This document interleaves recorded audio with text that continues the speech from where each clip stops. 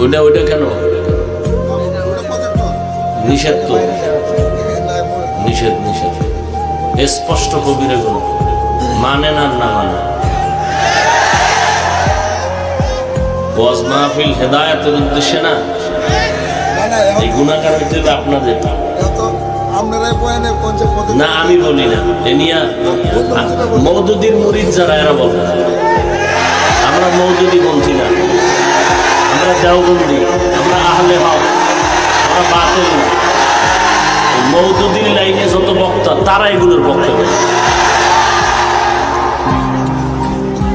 এই বন্ধ করো এগুলো, হালাল ভাবে হবে, বরকত বেশি হবে ইনশাআল্লাহ।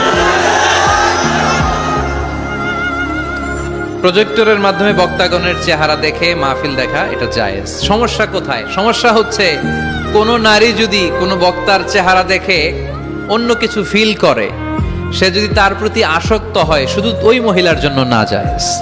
ওই মহিলা ভিডিও দেখতে পারবে না, ওই মহিলা অডিও শুনবে, ওই বক্তার অডিও আলোচনা শুনবে। বক্তার দিকে তাকিয়ে তাকিয়ে বক্তার কথা শুনতে শুনতে যদি বক্তার প্রেমে পড়ে যায়, তাহলে ঝামেলা আছে না নাই?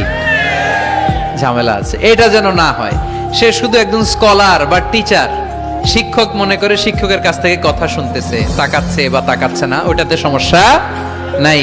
কিন্তু বিশেষভাবে এই বক্তার প্রতি যদি সে আকর্ষিত হয়, অ্যাট্রাক্টেড হয়, দুর্বলতা অনুভব করে, তাহলে ওই নারীর জন্য ওই বক্তার ভিডিও দেখা জায়েজ না।